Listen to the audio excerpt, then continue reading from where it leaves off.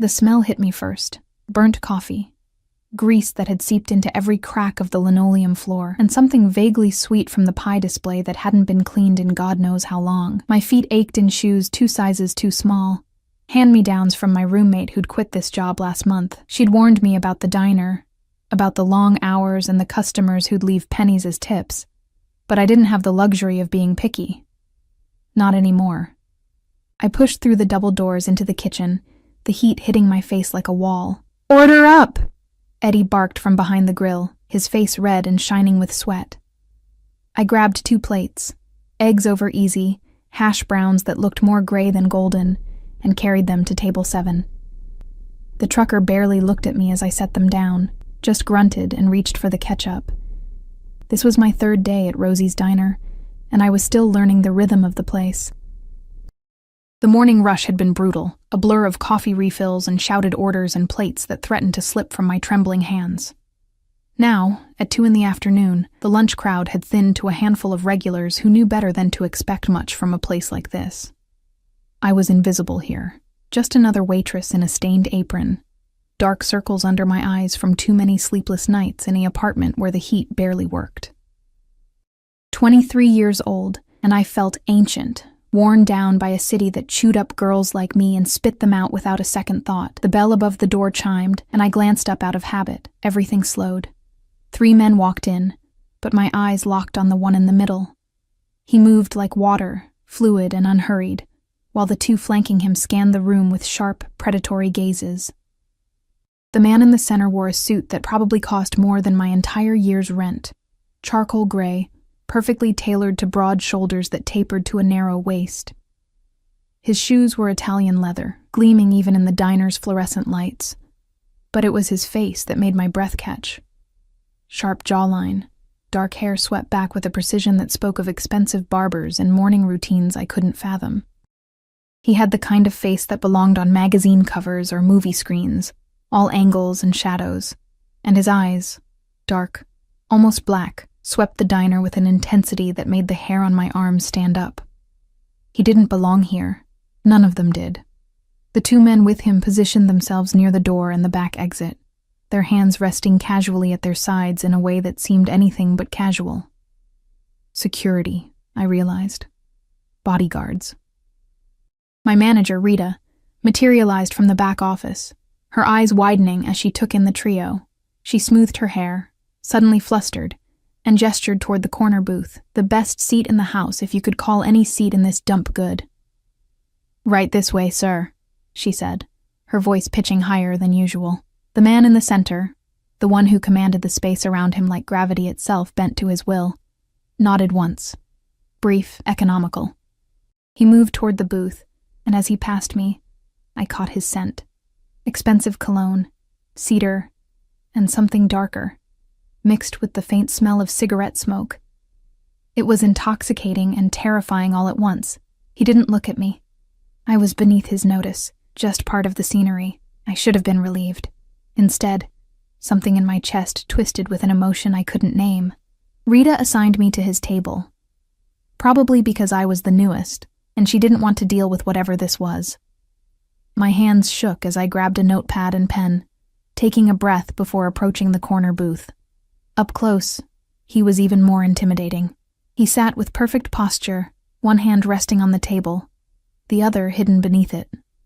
A gold watch caught the light, Rolex probably, or something equally obscene. His fingers were long, elegant, but I noticed the scars on his knuckles.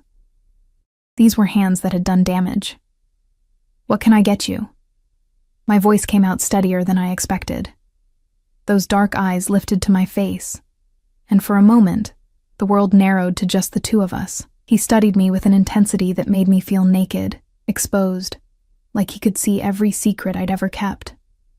The corner of his mouth quirked, not quite a smile, but something. Coffee. Black.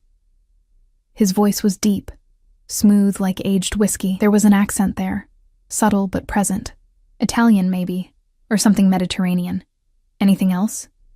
That will be all. Dismissal, clear and final.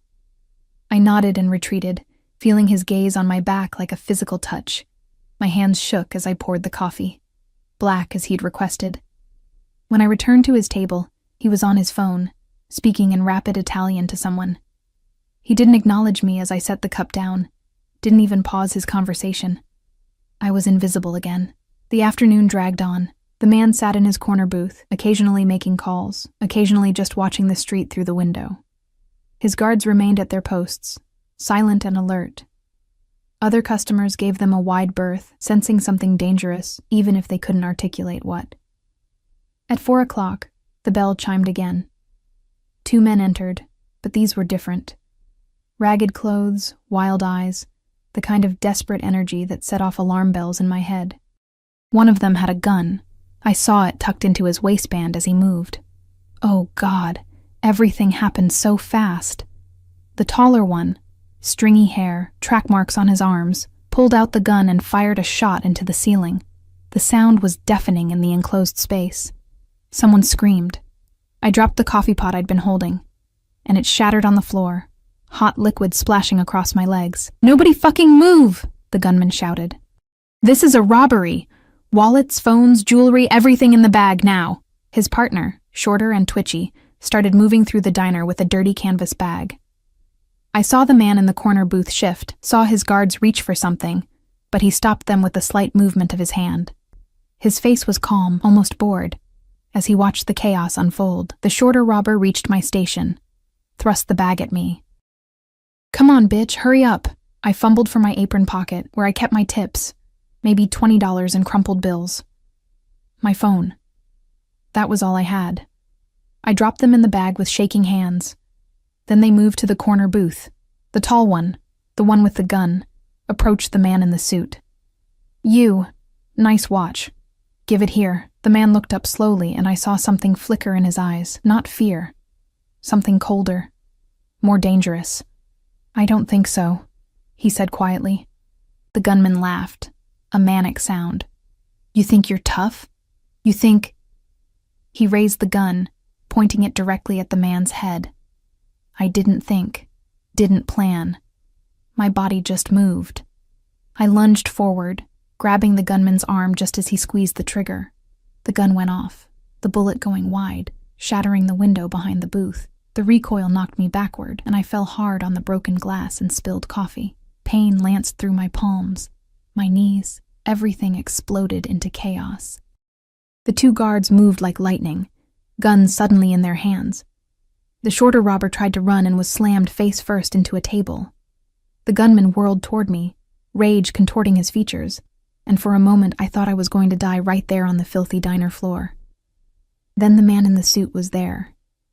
He moved faster than should have been possible for someone so large, so solid. One moment he was sitting, the next he had the gunman's wrist in his hand, twisting it with surgical precision. I heard bones crack. The gun clattered to the floor. The gunman screamed.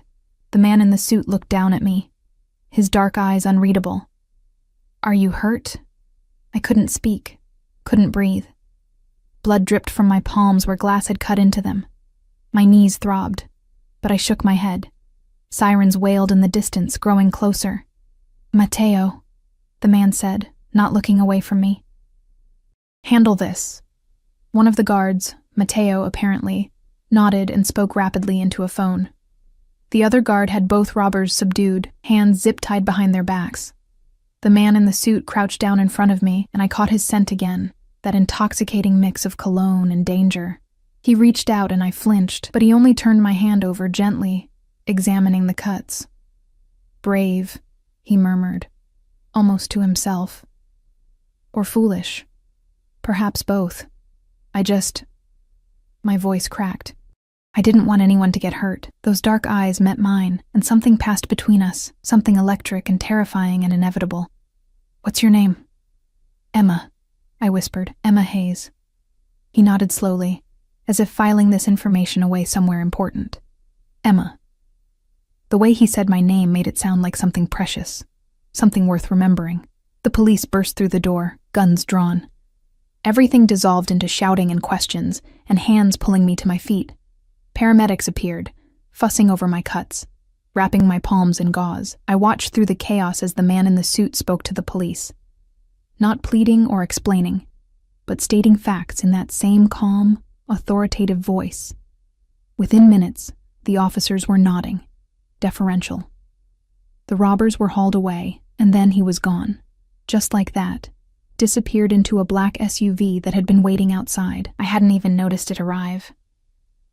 Rita sent me home early, told me to take the next day off. I walked to the bus stop in a daze, my bandaged hands throbbing.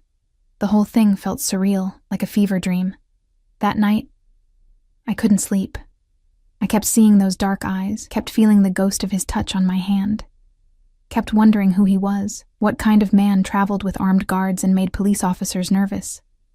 I should have been afraid.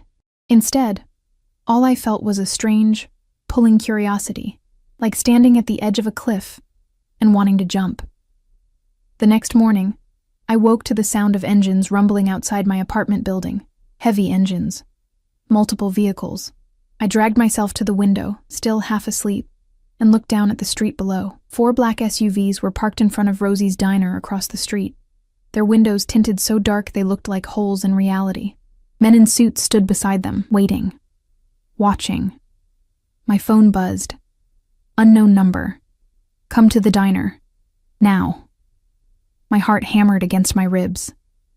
Every instinct screamed at me to stay inside, lock the door, pretend I'd never seen the message, but I was already reaching for my jacket, already walking toward whatever waited for me below.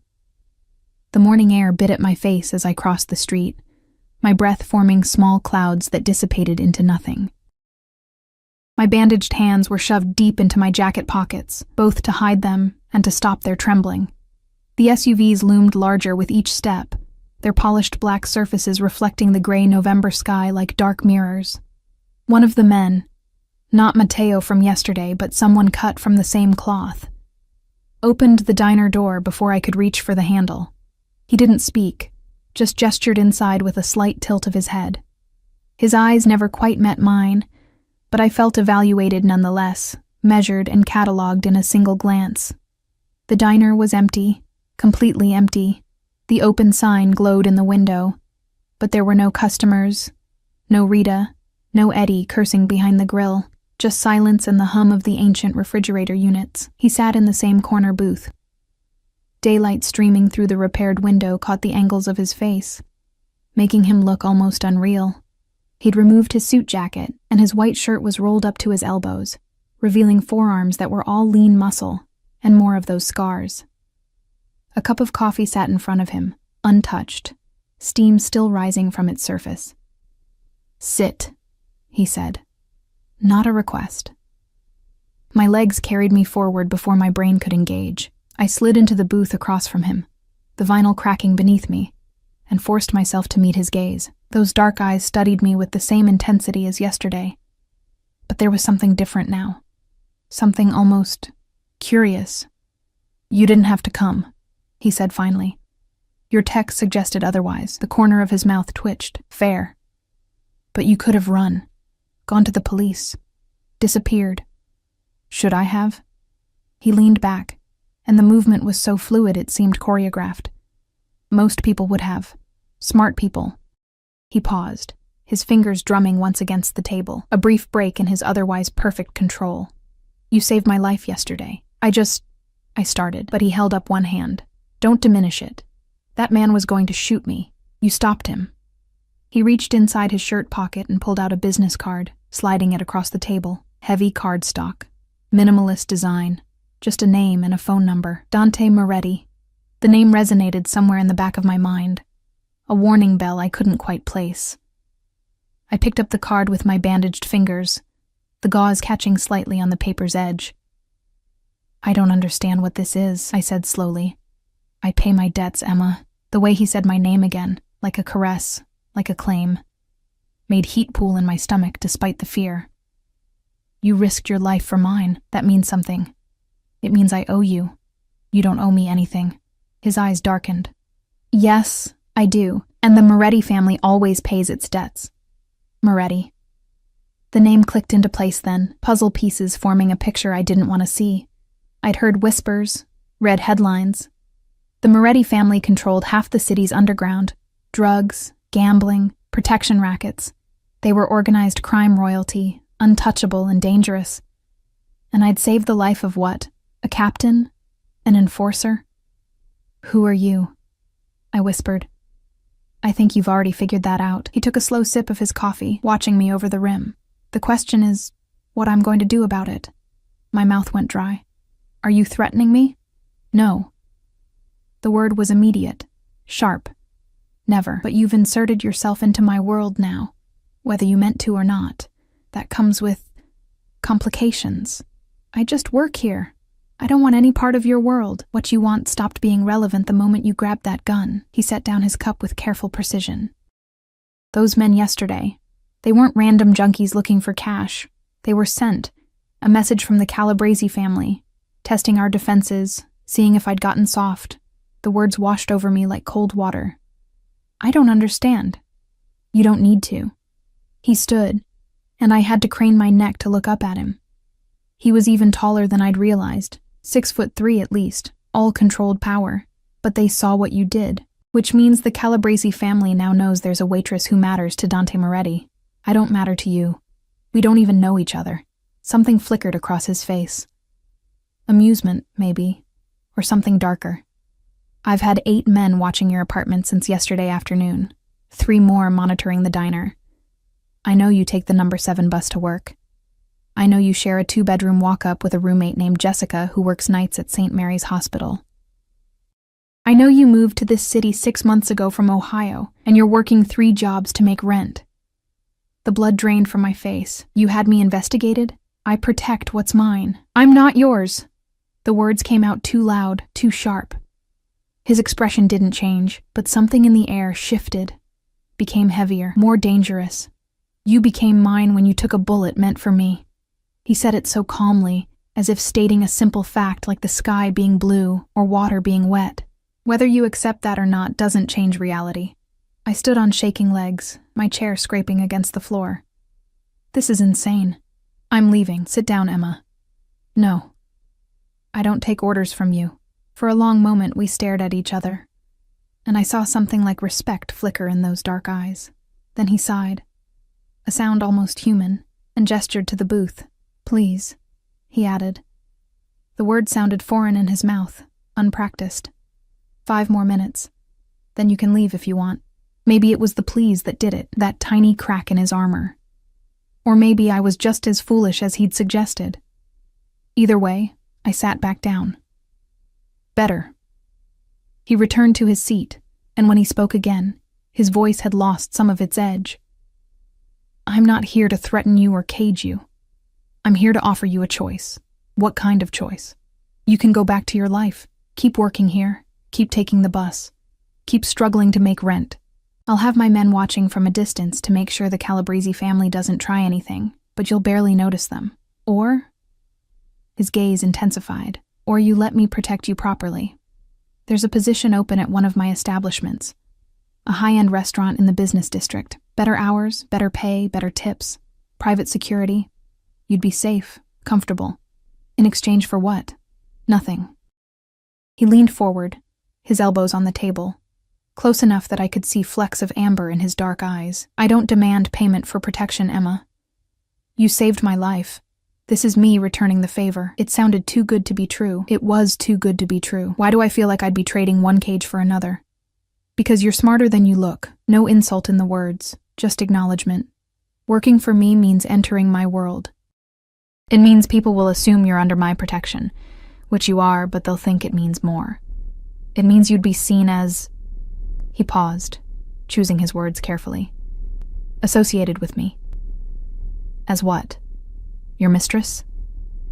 The word hung between us, ugly and raw. No, he said quietly. As someone I value. That's all you need to be. My heart hammered so hard I thought he might hear it. And if I say no to both options? His jaw tightened almost imperceptibly. Then you're a fool.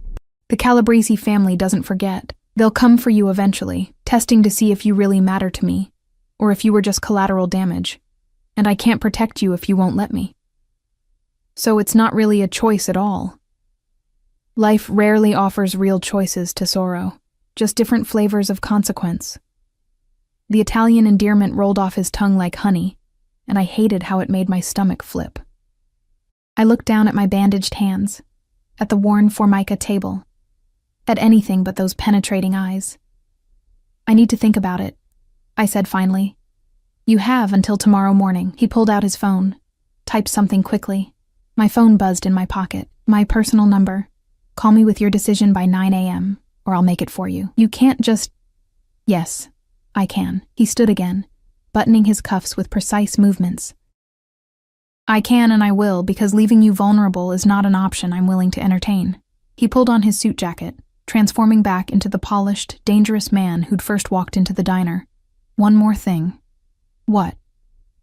"The owners of this establishment have been very understanding about giving you time off, paid time off. Use it wisely." He was gone before I could respond, his guards materializing from wherever they'd been waiting to flank him out the door. Through the window, I watched him slide into the middle SUV, watched the convoy pull away with the smooth precision of a military operation. The diner felt emptier than ever in his absence. My phone buzzed again. Another text from his number. "The bandages need changing. There's a doctor at this address who'll see you. No questions asked. Go today." I stared at the screen until it went dark, my reflection ghostly in the black glass.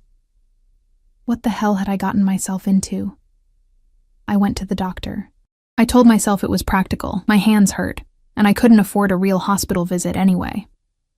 The address led me to a brownstone in a neighborhood I'd never have dared enter before, where a woman with kind eyes and no curiosity cleaned my wounds properly and applied fresh bandages.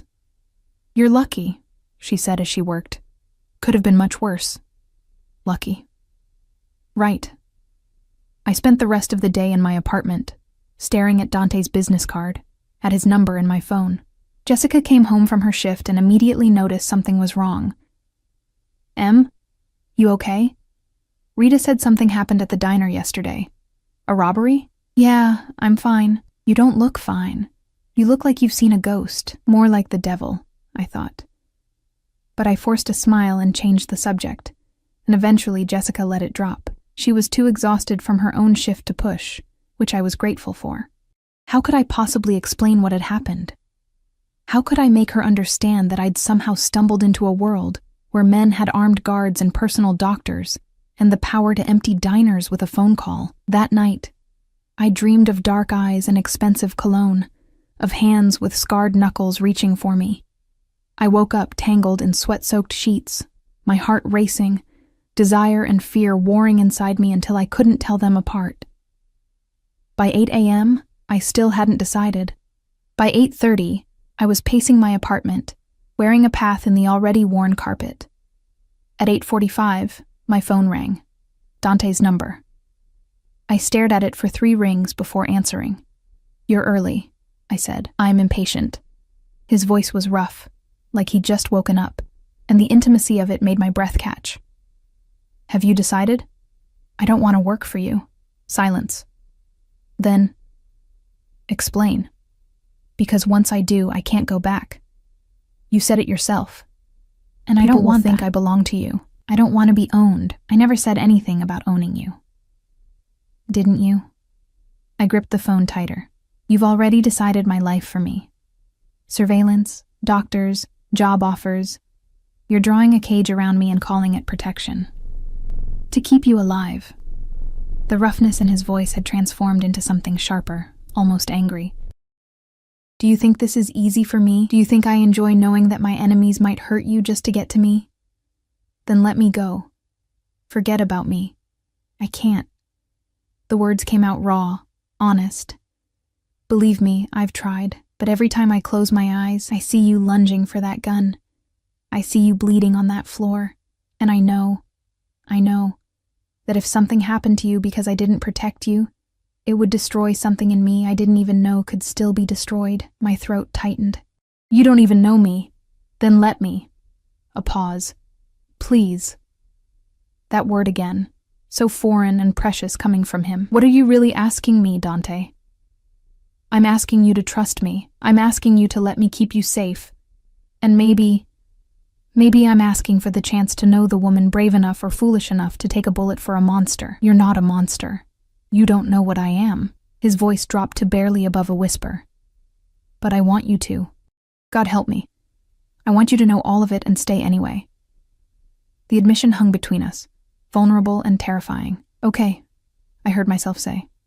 Okay. I'll take the job, but I'm not your property, Dante. I'm not something you own. Agreed. And I want to know the truth, all of it. No more secrets, no more surveillance I don't know about. He was quiet for a long moment. Some truths are dangerous, Emma. I don't care. If I'm stepping into your world, I'm doing it with my eyes open. Then you're braver than I thought. Something that might have been admiration colored his words. A car will pick you up at noon. Bring whatever you want from your apartment. You're moving. What? No. I didn't agree to. Your building has no security. Your locks are cheap. Your windows face a fire escape that any competent assassin could climb in 5 seconds. You're not staying there. Dante. Noon, Emma. Don't make me come get you. He hung up before I could argue further. I stood in my apartment, phone still pressed to my ear, and wondered if I'd just made the best decision of my life or signed my own death warrant. Outside, a black SUV was already parked across the street, waiting, always waiting. The penthouse was obscene. Floor-to-ceiling windows overlooked the city like a kingdom laid out for inspection. Marble floors reflected the afternoon sun in brilliant white light. Modern furniture, all clean lines and expensive leather, was arranged with the precision of a museum exhibit. The kitchen had appliances I couldn't name, and the living room alone was larger than my entire previous apartment. This is too much, I said, my voice echoing in the cavernous space. Dante stood by the windows, hands in his pockets, silhouetted against the skyline. He'd removed his jacket again, and I tried not to notice how the white shirt emphasized his shoulders, the way his pants hung perfectly on his hips. It's secure. That's all that matters. Where will I sleep? He turned, and something flickered in his eyes. There are 3 bedrooms. Take your pick. Mine is the master suite on the east side. He paused. You'll have complete privacy. I'm rarely here during the day. Where do you go? Business. The word was a wall, smooth and impenetrable. You start at Maurizio's tomorrow night.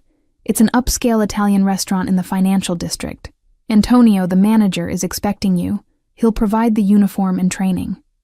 I set down my single duffel bag, everything I'd brought from my old life reduced to one canvas sack, and turned to face him fully. You promised me the truth. No more secrets. His jaw tightened. I promised you'd know what you were getting into. That's not the same as knowing everything. Isn't it? No. He moved closer, and I fought the urge to step back, to maintain the distance that felt like the only safety I had left. My world operates on information, Emma. The wrong word in the wrong ear can start a war, can get people killed. There are things I can't tell you, not because I don't trust you, but because knowing them would make you a target. I'm already a target. You said so yourself. You're under my protection. That's different than being an active player. He stopped a few feet away, close enough that I could see the fatigue in his eyes, the weight he carried. But I'll tell you what I can. Ask me something. Anything. I'd had the whole car ride to prepare my questions, but standing here in this surreal apartment with this dangerous man, only one came out. Why me? His brow furrowed. What do you mean? Why do you care? You could have just posted guards and gone on with your life. Why upend everything for someone you don't even know? He was quiet for a long moment, his gaze searching my face as if looking for something he'd lost. You look like someone, he said finally. Someone from a long time ago. Ice trickled down my spine. Who? My sister. The words were barely audible. Elena. She died when I was 19. She was... He stopped, his throat working. She had your eyes. Your mouth. The way you move sometimes. It's like seeing a ghost. I'm sorry, I whispered. And I was. I could see the grief in him now, buried deep, but still bleeding. Don't be. It's not your fault you remind me of someone I failed to protect. His hands clenched at his sides, the only sign of emotion. But maybe that's why I can't let this go. Can't let you walk away vulnerable, because I watched Elena die, and I swore I'd never feel that helpless again. The admission hung between us, raw and honest, and I understood then that this wasn't just about debt or honor. This was about a man trying to save a ghost. "I'm not her," I said softly. "I know." He met my eyes again, and the intensity there stole my breath. "That's what terrifies me." Before I could respond, his phone buzzed. He pulled it out, read the screen, and his expression shifted, the vulnerability disappearing behind a mask of cold authority. "I have to go. Make yourself at home. There's food in the fridge, and if you need anything, there's a number programmed into the house phone. Security will bring up whatever you request. Dante, tomorrow night, 7 p.m. Don't be late." He grabbed his jacket and was gone, the door closing behind him with a soft click that felt like a cell door locking. I stood alone in the penthouse, surrounded by luxury I'd never dreamed of, and wondered if I'd made a deal with the devil or just a broken man trying to outrun his demons. That night, I explored my gilded cage. The bedroom I chose overlooked the river, with a bed so large I could spread out like a starfish and still not touch the edges. The bathroom had a tub the size of a small pool, and a shower with more settings than my old car had gears. The closet was a walk-in with empty shelves and racks, waiting to be filled with a wardrobe I didn't own. I found Dante's room more by accident than design, the door slightly ajar as I passed. I shouldn't have looked. I knew I shouldn't have, but curiosity pulled me forward. And before I could stop myself, I was standing in the doorway. His room was surprisingly Spartan. A massive bed with black sheets, a dresser, a chair by the window, but what caught my attention was the wall opposite the bed, covered in photographs, documents, maps. Red string connected different points, creating a web of information that looked like something from a crime thriller. I stepped closer, drawn by morbid fascination. Some photos were of men in expensive suits, their faces marked with X's in red marker. Others showed buildings, warehouses, what looked like shipping manifests. And in the center, a photo of a young woman with dark hair and eyes like mine, Elena. Interested in my work? I spun around so fast I nearly fell. Dante stood in the doorway, his jacket gone, his shirt unbuttoned at the collar. He looked exhausted, dangerous, and something else, vulnerable maybe, at being caught with his defenses down. "I'm sorry," I stammered. "I didn't mean to intrude. The door was open. I left it open." He moved into the room, his eyes never leaving mine. "Part of the truth you wanted. This is what I do, Emma. I hunt the men who killed my sister. The Calabrese family took her from me, and I've spent the last 8 years destroying them piece by piece." I looked back at the wall, at the web of vengeance mapped out in photographs and string. "Is that why they sent those men to the diner? Because you're winning? Because I'm close." He stood beside me now, close enough that I could feel the heat radiating from his body. "Giorgio Calabrese, the head of the family. He has something I need. Information about the night Elena died. About who gave the order and why. Once I have that, I can finish this. And then what?" His laugh was bitter. "Then I figure out who I am when I'm not consumed by revenge." I turned to face him, and the proximity stole my breath. We were inches apart, close enough that I could count his eyelashes, see the faint scar above his eyebrow. "You can't get her back, Dante, no matter how many people you destroy." "I know." His voice was rough. "But I can make sure no one else loses a sister because these animals think they're untouchable." His hand came up, almost involuntarily, and his fingers ghosted along my cheek. "I can keep you safe. That has to count for something." The touch sent electricity racing through me. Desire mixing with fear in a cocktail that left me dizzy. I should have pulled away, should have put distance between us. Instead, I leaned into his palm, let my eyes flutter closed for just a moment. "Emma." My name was a warning, a prayer. "You should go. Now." "Why?" "Because I'm not a good man. Because every instinct I have is telling me to pull you close and never let go. And that's dangerous for both of us." His thumb traced my bottom lip, and I shivered. "Because if you stay in this room one more second, I'm going to do something we'll both regret." I opened my eyes and found his gaze burning into mine, dark and hungry and barely controlled. My heart hammered against my ribs, fear and want warring inside me until I couldn't tell them apart. "What if I don't want to go?" His control cracked. I saw it happen, saw the moment the careful walls he'd built came crashing down. His other hand came up to cup my face, tilting my head back, and for a breathless second, I thought he was going to kiss me. Instead, he pressed his forehead to mine, his breath coming fast and ragged. "Don't do this. Don't make me want something I can't have." "Who says you can't have it? I do." He pulled back, and the loss of his touch felt like winter. "You're here because I'm keeping you safe. Anything more than that, and I'm no better than the men I hunt. Men who take what they want without care for the consequences. What if I'm offering? Then you don't understand what you're offering." He stepped away, creating physical distance that felt like miles. "Go to bed, Emma. Tomorrow's going to be a long day." It was dismissal, clear and final. I left his room on shaking legs, my body still humming with electricity, my mind spinning with thoughts I shouldn't be having about a man who was equal parts protector and predator. I didn't sleep that night, just lay in the too-big bed, staring at the ceiling, wondering what game we were playing and how it would end. Maurizio's was everything the diner wasn't. Crystal chandeliers cast warm light over tables draped in white linen. The clientele wore designer clothes and discussed business deals over wine that cost more per bottle than I used to make in a week. The kitchen was immaculate, all stainless steel and choreographed chaos. Antonio, the manager, was a compact Italian man with kind eyes and an accent thicker than Dante's. He walked me through the restaurant, pointing out sections and introducing me to the staff. Everyone was polite, professional, but I saw the curiosity in their eyes. They knew I was connected to Dante somehow, and that made me interesting, or dangerous, or both. "You'll start with the smaller tables," Antonio explained, leading me to the staff room. "Learn the menu, learn the rhythm. Once you're comfortable, we'll move you to the VIP section." "The VIP section?" His smile was knowing. "Where Mr. Moretti's associates dine.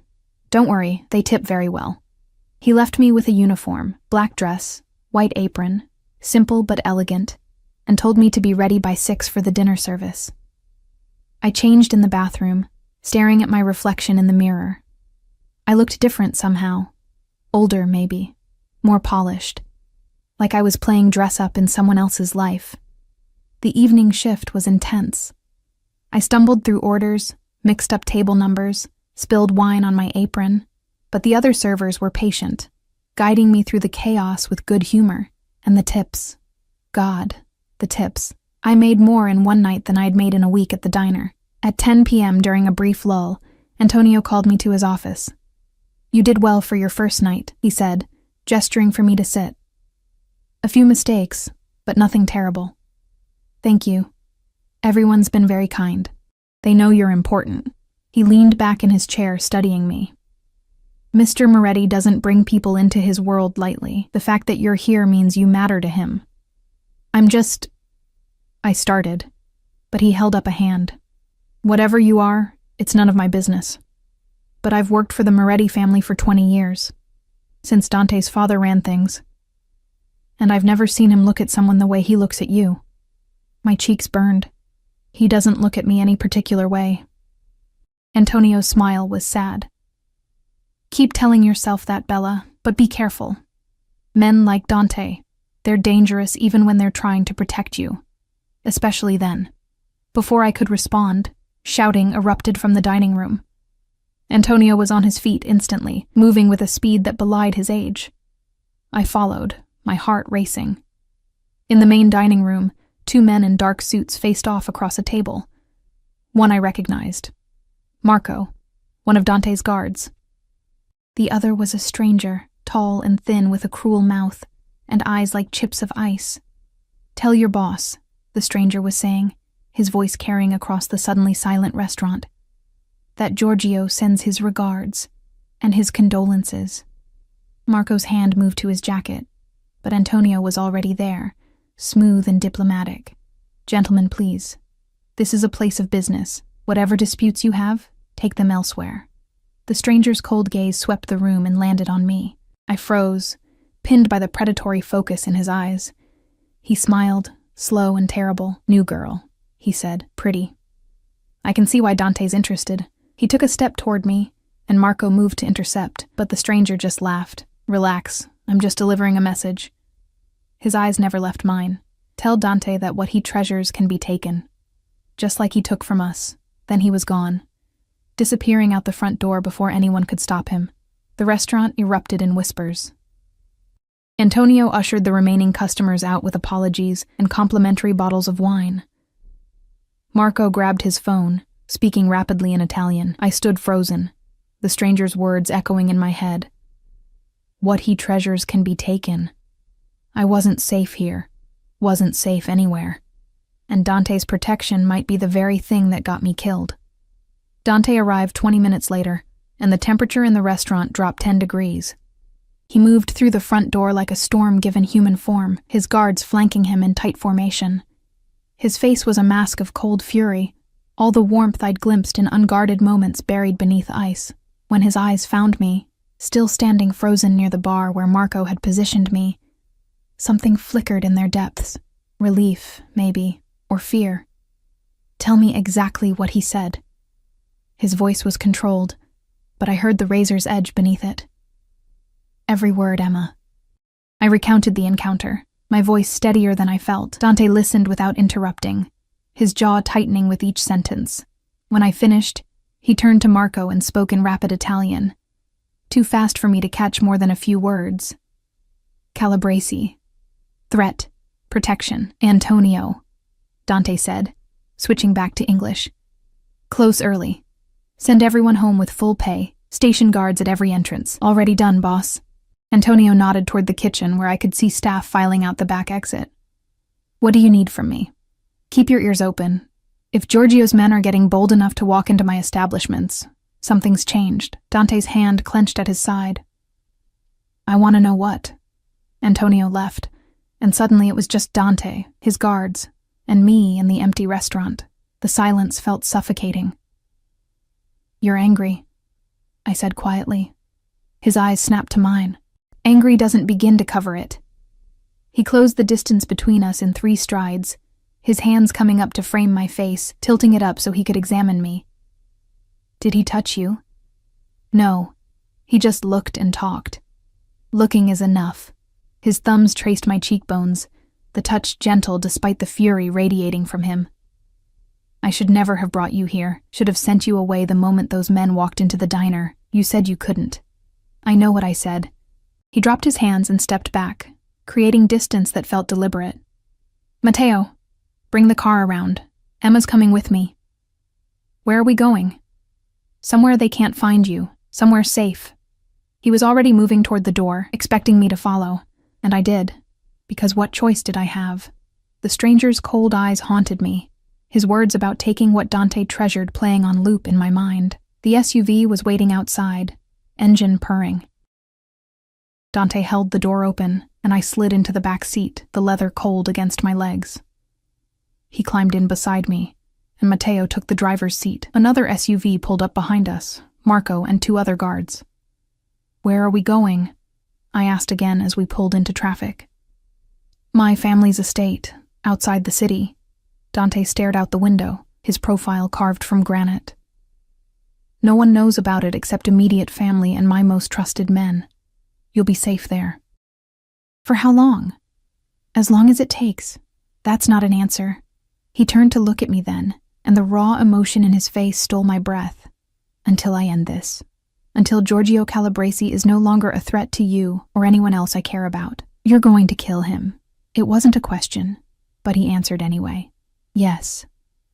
The certainty in that single word should have terrified me. Instead, I felt something else. Something dark and primal that recognized the predator in him and responded to it. When? Soon.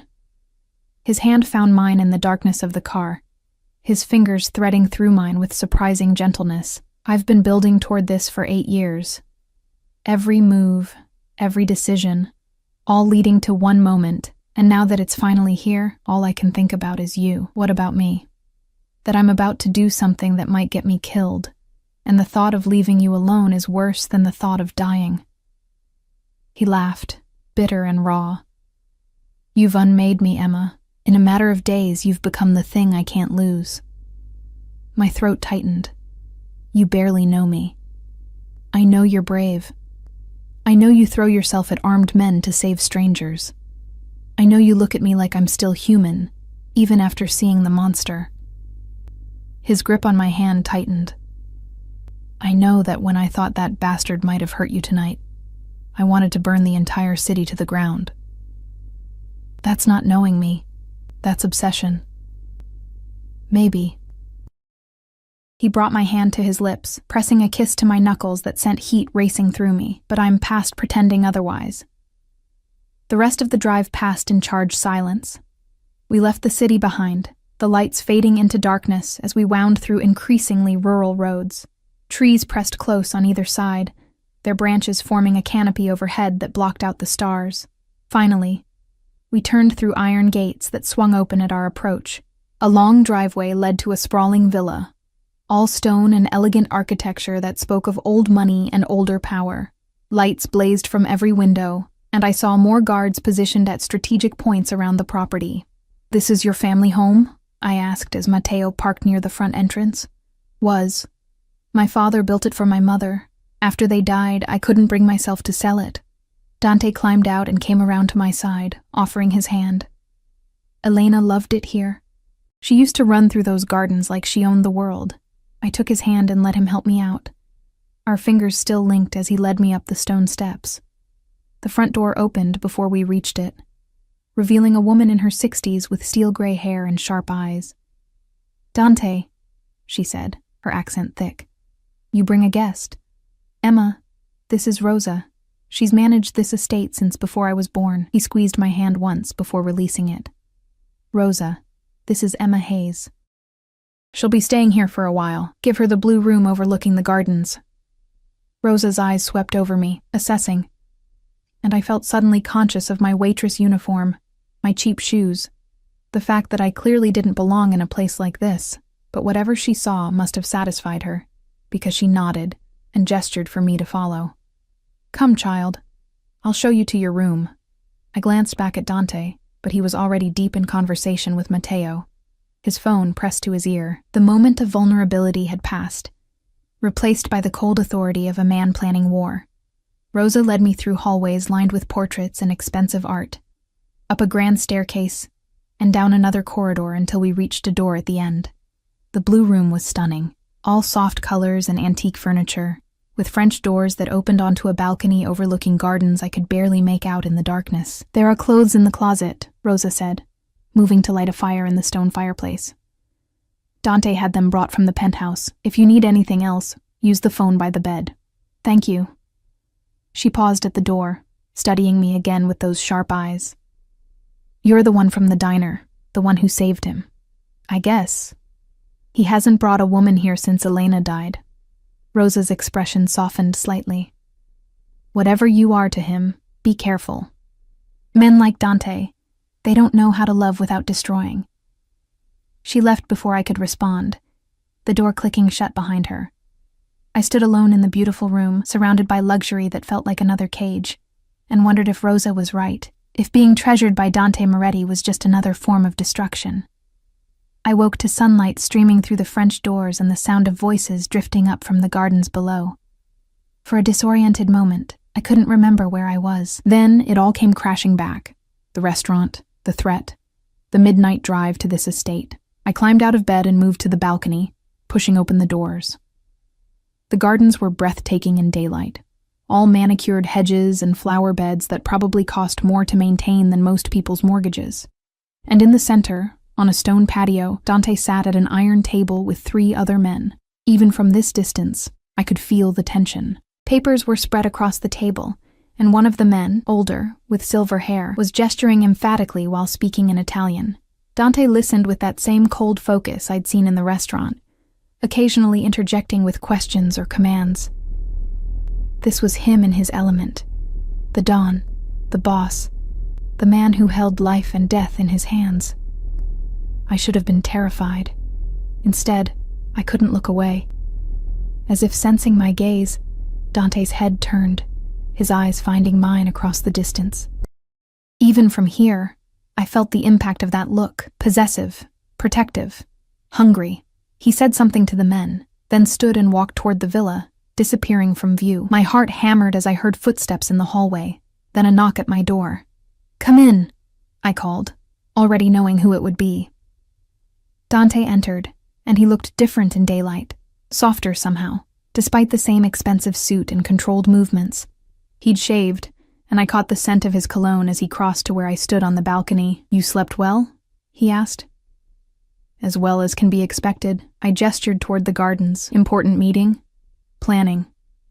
He leaned against the balcony railing, his eyes on the horizon. "Giorgio has made his move by threatening you. Now I make mine." "When?" "Tonight." He turned to face me, and I saw the resolve in his expression. "There's a shipment coming in. Weapons that Giorgio needs for a territorial push. We're going to intercept it, cut off his supply line and force him into the open." Fear coiled in my stomach. "That sounds dangerous." "It is." "Then why are you telling me? Why not just keep me here in ignorance?" His jaw tightened. "Because you asked for the truth, because you deserve to know what's happening and why." He reached out, tucking a strand of hair behind my ear. "Because if something goes wrong tonight, I need you to know that everything I've done, bringing you here, protecting you, turning your life upside down, all of it was to keep you safe. Dante, listen to me." His hands framed my face, his forehead dropping to rest against mine. "If I don't come back, Matteo has instructions. He'll take you somewhere far from here, set you up with a new identity, enough money to start over. The Calabrese family will have no reason to come after you if I'm gone. Stop talking like you're already dead." I'm being realistic. His breath ghosted across my lips, and desire pooled hot and urgent in my stomach. "I've made a lot of enemies, Emma. Tonight I'm walking into a situation where any one of them could end me. I need to know you'll be okay if that happens. I don't want you to die for me. I'm not dying for you. I'm living for you." His thumbs traced my cheekbones, and I saw his control cracking again, saw the want in his eyes that matched the ache in my own chest. "That's what you've given me. A reason to survive this instead of just seeking revenge. Then survive it." I grabbed his shirt, fisting the expensive fabric in my hands. "Come back to me, Emma." My name was a warning, a plea. I didn't let him finish. I pulled him down and pressed my lips to his. For a heartbeat, he froze. Then his control shattered completely. He kissed me like a drowning man finding air, his hands sliding into my hair, tilting my head to deepen the angle. His mouth was hot and demanding, tasting of coffee and something darker, more dangerous. I melted against him, all my fears and doubts burning away in the heat of his touch. When we finally broke apart, both breathing hard, his eyes were nearly black with desire. "That was a mistake," he said roughly. "I don't care. You should." But even as he said it, he was kissing me again, backing me into the room, his hands sliding down my sides to grip my hips. "You should run from me, should hate me for what I am. I can't." The admission came out breathless as his lips found my neck, my collarbone, the hollow of my throat. "I've tried." He lifted his head, and the vulnerability in his face broke something in me. "If I start this, I won't be able to stop, won't be able to let you go. Good." I pulled him down for another kiss, pouring everything I couldn't say into it. The fear, the desire, the impossible connection that had formed between us in such a short time. His phone buzzed, shattering the moment. Dante pulled away with a curse, checking the screen. His expression hardened. "I have to go. The meeting, they need final authorization." "Tonight," I said. "You'll come back tonight." It wasn't a question, but he answered anyway, pressing one last kiss to my forehead. "Tonight." "I promise." Then he was gone, leaving me alone with my racing heart and the taste of him still on my lips. I stood on the balcony and watched him return to the meeting, watched him transform back into the cold, controlled Don who planned wars and ended lives. And I prayed to a God I'd stopped believing in that he'd keep his promise. That tonight wouldn't be the last time I saw him alive. The hours crawled by like years. Rosa brought me lunch on a silver tray. Soup I couldn't taste, bread I couldn't swallow. She didn't ask questions, just squeezed my shoulder once before leaving me alone with my spiraling thoughts. I paced the blue room until I'd memorized every detail, the way afternoon light painted gold across the hardwood floors, the faint smell of roses drifting up from the gardens, the distant sound of guards changing shifts. Dante had left at noon with Matteo and a convoy of SUVs. The villa felt emptier in his absence, like all the air had been sucked out and replaced with waiting. By 7 p.m., I couldn't take it anymore. I left my room and wandered the halls, finding my way to what must have been Dante's study. The door was unlocked, and inside, I found more evidence of the man behind the monster. Shelves lined with books in Italian and English, a desk covered in paperwork, and on the wall, more photographs of Elena. She'd been beautiful, dark hair cascading past her shoulders, eyes that sparkled with mischief and joy. In one photo, she stood beside a younger Dante, both of them laughing at something off camera. He looked so different then. Lighter, unburdened by the weight of revenge. She would have liked you. I spun around to find Rosa in the doorway, carrying fresh towels. "I'm sorry," I said quickly. "I shouldn't have—" "It's fine." She set down the towels and moved to stand beside me, studying the photographs. Elena had your spirit, that same fire that made her throw herself into danger without thinking of the consequences. Rosa's smile was sad. She died trying to help someone. A girl being attacked by Calabrese soldiers. Elena intervened, and her voice broke. Dante found her too late. He held her while she bled out in an alley, and something in him died with her that night. Tears burned my eyes. I didn't know. He doesn't talk about it. Just hunts the men responsible with a patience that terrifies even his allies. Rosa turned to me, her sharp eyes seeing too much. "Until you. You're the first thing I've seen him care about besides revenge in 8 years. I don't understand why. We barely know each other. Love doesn't always need time. Sometimes it just needs the right moment, the right person." She patted my hand. "But love with a man like Dante? It's complicated. Dangerous. Are you prepared for that? I don't think I have a choice anymore." "We always have choices, child. The question is whether we're brave enough to make them." She left me alone with Elena's photographs and my churning thoughts. I stayed in the study until darkness fell, until the only light came from a lamp on Dante's desk. I sat in his chair, surrounded by his scent, cologne and leather and something uniquely him, and prayed. The call came at 11 p.m. Rosa burst into the study, her face pale. "It's Matteo. There's been shooting. Dante, he's been hit." The world tilted sideways. "What? Where is he?" "They're bringing him here. The hospital isn't safe. Too many Calabrese informants." She grabbed my arm, her grip surprisingly strong. "He asked for you, kept saying your name." I ran. Down the hallways, down the grand staircase, through the front door, and out into the night where headlights were cutting through the darkness. The lead SUV screeched to a halt, and Matteo jumped out, his shirt covered in blood. "He's alive," Matteo said before I could ask. "Bullet caught his shoulder. Lost a lot of blood, but he's alive." 2 guards emerged from the back seat, half carrying, half dragging Dante between them. His face was ashen, his shirt soaked red, but his eyes found mine immediately. "Emma." My name came out rough, pained. "I'm here." I rushed to his side, my hands hovering uselessly. "I'm right here." They carried him inside to a room I hadn't seen before. A medical suite complete with monitors and equipment that looked like it belonged in a hospital. A doctor was already waiting, a woman with steady hands and no questions. "Out," she ordered. "All of you except the one holding his hand." She meant me. I realized I'd grabbed Dante's hand without thinking, was clutching it like a lifeline. The others filed out, leaving just the 3 of us in the sterile room. "This is going to hurt," the doctor said to Dante as she cut away his shirt, revealing the wound in his shoulder. Blood still oozed from the entry point, dark and thick. The bullet went through. That's good. Means I won't have to dig for it. But I need to clean and stitch. "Just do it!" Dante gritted out. What followed was brutal.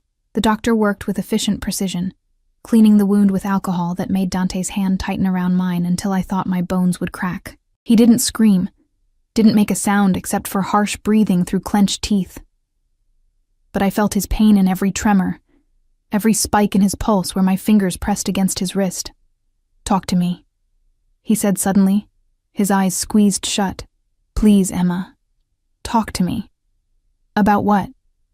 "Anything, everything. I need to hear your voice." So I talked.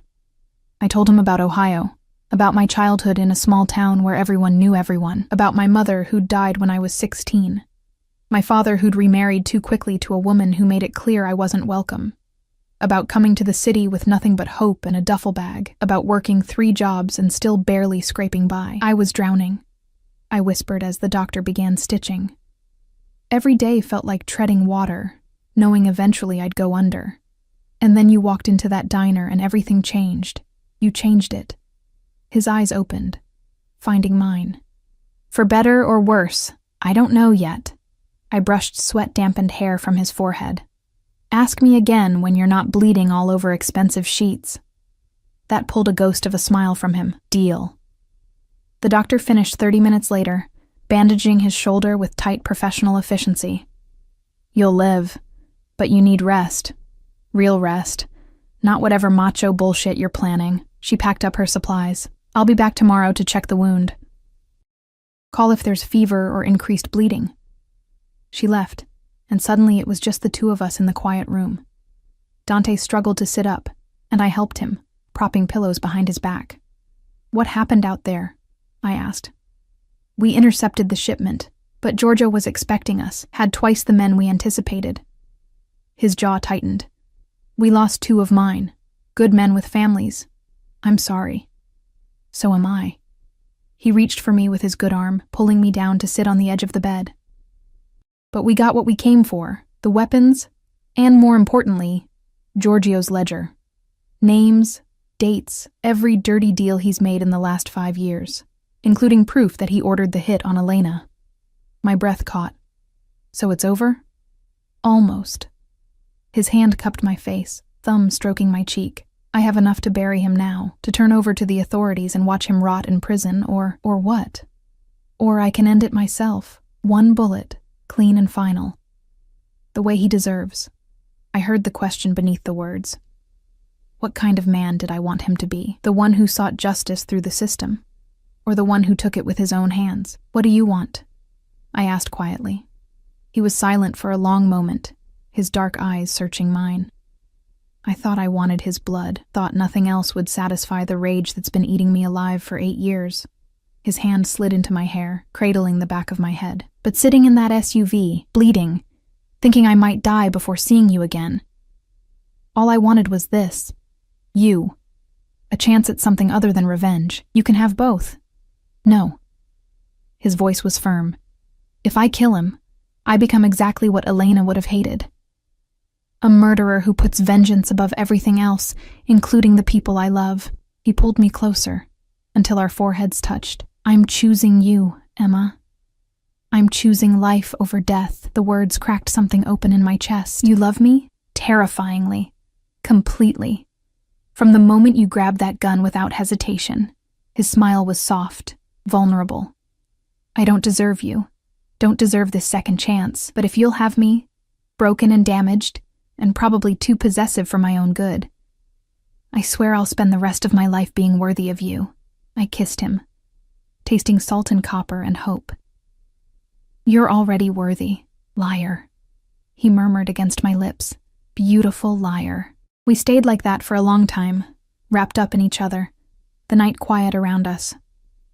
Finally, exhaustion pulled at him, his eyes drooping despite his best efforts to stay awake. "Sleep," I whispered. "I'll be here when you wake up. Promise?" "Promise." I watched him drift off, his breathing evening out, his face relaxing into something almost peaceful. Then I slipped out of the room and found Matteo waiting in the hallway. "How is he?" Matteo asked. "Alive. Choosing justice over revenge." I met his eyes. "What happens now?" "Now we turn over everything we have to the federal prosecutor, a man Dante's family has carefully cultivated as an ally over the years. Giorgio Calabresi will be arrested by morning, along with most of his top lieutenants. The family will be dismantled from the inside. And Dante? walks away clean. He's always been careful to keep his hands relatively unstained. No drugs, no human trafficking, nothing that can't be explained as legitimate business. Matteo's smile was grim. He learned from his father's mistakes, built an empire that can withstand legal scrutiny while still commanding respect in the underworld. It should have bothered me, this pragmatic approach to criminality. But I'd stopped pretending Dante was anything other than what he was. A man who operated in shades of gray, who balanced brutality with honor, who commanded an empire built on fear and loyalty in equal measure. And somehow, impossibly, I loved him anyway. 3 months later, I stood in the gardens of the villa, watching spring paint the world in shades of green and gold. Giorgio Calabrese had been convicted on 12 counts of racketeering, murder, and conspiracy. He'd die in prison, a slow death that felt more fitting than a bullet ever could have. The Moretti Empire had stabilized, the power vacuum filled by Dante's careful maneuvering. He'd restructured, pivoting toward legitimate businesses while maintaining enough of the old ways to keep his position secure. It was a delicate balance, but he walked it with the same controlled grace he brought to everything. I heard his footsteps on the stone path behind me, felt his arms wrap around my waist, his chin resting on my shoulder. "What are you thinking about?" he asked. "How different my life is now, how 3 months ago I was invisible. Now I gestured to the gardens, the villa, the life we were building together. "This. Visible," he finished. "Treasured, mine." I turned in his arms, looping my hands around his neck. The scar on his shoulder had healed to a thin white line, a reminder of the night everything changed. "Yours," I agreed, "but you're mine too. That's how this works." I like the sound of that. He kissed me, slow and sweet, the kind of kiss that spoke of time and tomorrow and all the days after. When we broke apart, he pulled a small box from his pocket. I was going to wait, do something elaborate and romantic. But I've never been good at waiting. He opened the box, revealing a ring. A simple band with a single diamond that caught the sunlight and threw rainbows across the garden. "Marry me," he said. Not a question, but not quite a command either. Something in between, something that left room for me to choose. "Let me spend the rest of my life keeping you safe and happy, and so thoroughly loved you'll never doubt it." "That's not very romantic," I teased, even as tears pricked my eyes. "No?" His smile was crooked, vulnerable. "How about this? You saved my life, and now I want to spend every day of mine giving you reasons to be glad you did. You walked into my darkness and somehow made me want to find the light. I'm not a good man, Emma, but I'm trying to be better, for you. Because of you. Yes." The word came out choked with emotion. "Yes, I'll marry you." He slipped the ring onto my finger, and it fit perfectly, like it had always belonged there, like I'd always belonged here, in this garden, in his arms, in this impossible life we'd stumbled into together. We were an unlikely pair, the waitress and the dawn, the woman who'd had nothing, and the man who'd had everything except peace. But somehow, against all odds, we'd found each other. Found something worth fighting for beyond revenge or survival. Found love in the last place either of us expected. "I love you," I whispered against his lips, "and I love you," he replied. "My brave, foolish Emma. My salvation." The gardens bloomed around us, spring promising renewal and growth and endless tomorrows. In the distance, I could hear Rosa humming in the kitchen, guards changing shifts, life continuing in its complicated, messy, beautiful way. I'd saved a stranger's life in a moment of instinct, and he'd given me a future I'd never dared to dream of. Not perfect. Nothing with Dante could ever be simple or easy, but real, honest in its complications. And as he kissed me again, the sun warm on our faces and the promise of forever hanging in the air between us, I knew I'd make the same choice 1,000 times over. I'd grab that gun, stop that bullet, step into his dangerous world, because some people are worth the risk. Some loves are worth the chaos. And Dante Moretti, broken,